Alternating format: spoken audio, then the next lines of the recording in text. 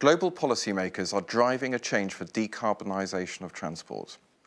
But the challenge to achieve this varies from geography to geography and from mode of transport to mode of transport. The supply chain is under a great deal of challenge now to adapt to provide the different fuels that are needed to decarbonise transport, whether it is the electrons, the green electrons, or whether it is molecules in the form of hydrogen or in the form of synthetic fuels like e-fuels and biofuels. Today, we're going to be talking about how industry is going to achieve this decarbonisation. And today we're joined by David Sanders, Doug McMahon, and Oscar Allman. Good morning. Morning. Morning. So the question is, does one size fit all? We're talking about all of transportation, so that includes road transport and rail transport and marine transport and, of course, aviation. But let's perhaps just focus on road transport and aviation. Does one size fit all from the perspective of hydrogen and electrification? What's your view, David? Well, picking on road transport, so at the low end for cars, light-duty vehicles like vans, the battle's really already been won. Battery electric is going to be the future. There may be a very small niche for hydrogen, but it's battery electric. For heavy-duty vehicles, trucks, it's a lot more complex. There's several different technologies. So you've got battery electric, you've got hydrogen fuel cells, you've got hydrogen combustion engines, you've got biogas, and you've also got catenaries, sort of overhead cables. And there's a lot of uncertainty as to which solution will win out. One of the challenges, policymakers have sort of kicked this into the long grass by a lot of countries have set targets out to 2040 for decarbonisation of sales of new trucks. But we see a lot more happening driven by cities. So cities care a lot more about pollution, not just carbon dioxide, but also NOx and particulate matter. And we can already see with buses that there's a lot of trials happening, a lot of projects happening with battery buses, with hydrogen buses. And we think trials will happen with trucks a lot more sooner than people are planning for. The logistics companies probably make sense for them to get involved in these projects now, today. Obviously, things vary a lot by region, the economics of the different technologies, different geographies, but we see things happening in cities now.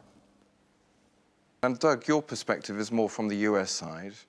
What's your view about the total cost of ownership for electric vehicles in the States? So, obviously in the US, we're probably a little bit behind Europe in terms of transportation decarbonisation at this point. But I think the United States also presents a lot of potential opportunity to rapidly accelerate and at scale, in no small part because of the size of the geography.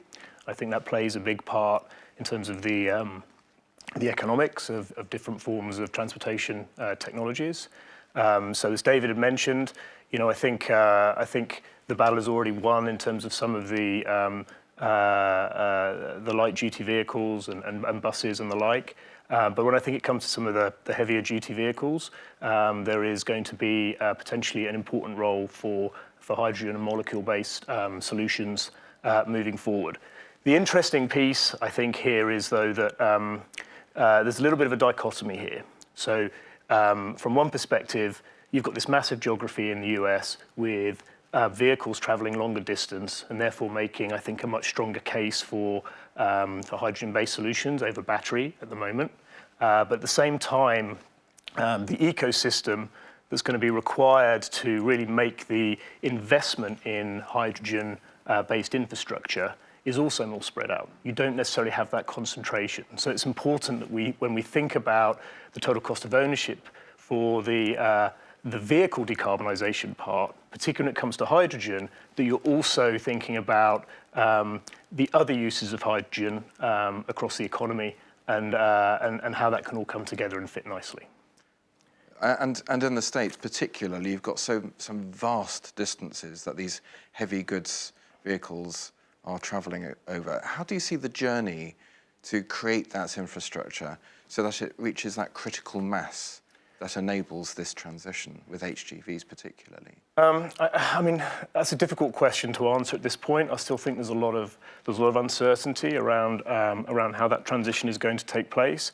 There is a lot of investment now being made in the US, in no small part due to IIJA, and there's $8 billion now available for exploration of hydrogen hubs. We're also seeing much more cross-jurisdictional partnerships, particularly across the different states in the US around their approach to tackling this hydrogen question. So I think that's a good place to start, but I think there's also a lot more to come. Thank you, Dirk. And Oscar, your perspective is more around the aviation and also the Nordics. Yeah.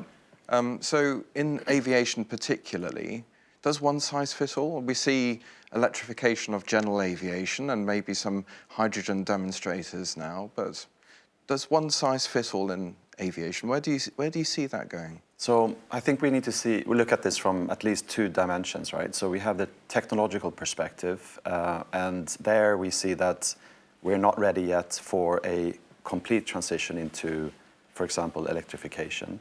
There's a lot of interesting pilots, literally in this space, but we see things happening. But I think there's rather you need them all. So we need to create a value chain of biofuels where you need both clean electricity, clean hydrogen, and also to recycle CO2 into the e-fuels. But I would rather talk about not so much I think we can solve it technologically, but where we see a challenge is, of course, to create the partnerships, to create the operating models between various different parties that needs to work together across the whole value chain, to create an environment, an ecosystem where lots of different players in this field can see a commercial model, see that commercial appetite to be part of it. So we need to have rules for the game that makes it easy for several different big players to come in and do this together, because this is not a technological question that one party can solve on their own. It has to be several ones getting into this. Indeed, it's all about partnerships. It's a lot about partnerships and finding your specific role in the value chain and seeing that is fitting with your overall corporate strategy and where you want to play. So that's the interesting part, I think. And you briefly touched on combining carbon dioxide with hydrogen to make the e-fuels earlier. Is that as green a solution as perhaps biofuels or perhaps hydrogen? Well, so if you do that sort of e-fuel or synthetic fuels, you still have emissions of CO2 in the end, but you're reusing CO2. So we're doing something better than we used to do, but it's not probably the final answer. We probably need to continue to work on the technologies to get to an even lower emission at some point. But it's definitely a step in the right direction. It's a major step in the right direction. So we need to harness that, of course. And David, so you're doing a lot of work in this area now. What are the challenges that you're seeing our customers having? Where are they needing to respond, and how are you helping in this area? So you mentioned before partnerships, and you mentioned the key to having partnerships in aviation. Taking a road transport example, for instance, if you're doing a pilot in hydrogen trucks, which some of our customers are starting to look at, you need a company that's going to make the hydrogen, deliver it, and that delivery of hydrogen you can't run out. You're operating a fleet of trucks delivering food to a supermarket. You need that hydrogen there on time. You need the refueling station. And at the truck end, you need a company that's going to provide the fuel cell or the hydrogen combustion engine. You need someone who's going to provide the truck. You need someone that's going to integrate the fuel cell into the truck. And of course, you need an off-taker that's going to work and deliver the hydrogen. You need partnerships in order to make these projects work, and that's really, really important. You need to understand the different technologies. Oscar mentioned that there's a range of technologies, and there's all sorts of different sustainable aviation fuels, and you've got the synthetic kerosene. Getting the right players, the right partners for a project in those different technology areas is really quite complex and important.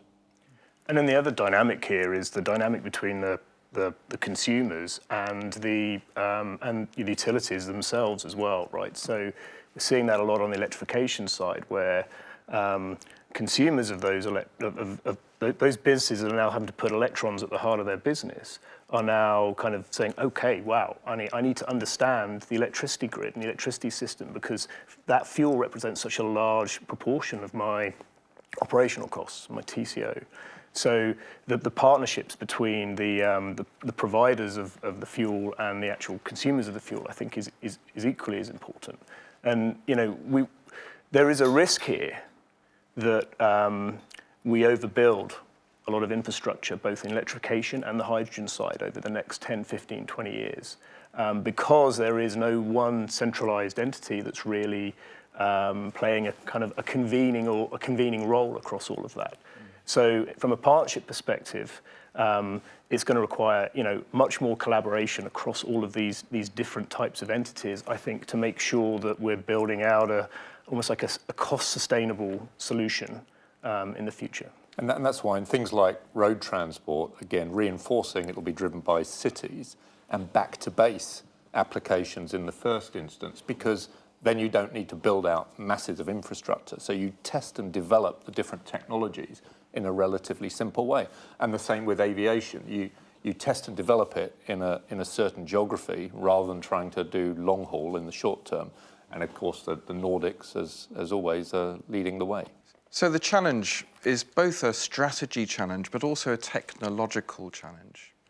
Oscar, do you have a view about how the technological and the strategies can come together to find the solution? I mean, clearly these are questions that a lot of existing players are good at in parts, but they need to find the partnerships and the ecosystem to play together with others, and also to, of course, get new players into this, new innovations or new technological startups, if you like.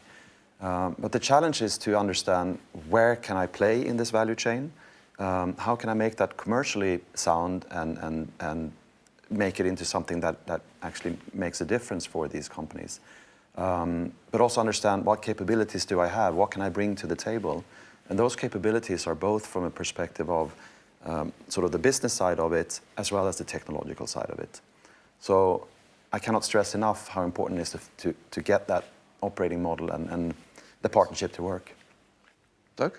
Yeah, and just to build on what Oscar was saying, in the US, we're working with one of the largest light-duty vehicle electrification fleets in the US, and I mean that's really the role where we're seeing that the company needs most of the help, which is not just helping them select the right technologies and the right software, and all that kind of good stuff up front, but to also make sure that we can help them operationalize those technology decisions in a very immature market, so in a way which is not going to have a long-term negative impact on their business operations, and to do so in a way where you're taking advantage of all the benefits of these new technologies to drive out operational value within the business. And that is really where we're seeing a lot of these fleet companies needing help.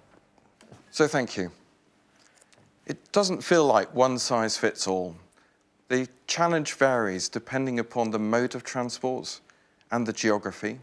And to solve this problem, the entire value chain needs to come together, from the policymakers that are driving those policies that are making the change, through the industry, the manufacturers, the suppliers, the distributors of the energy, the utilities. It requires them all to come together to affect the technologies, to affect the strategies and the operating models. Thank you.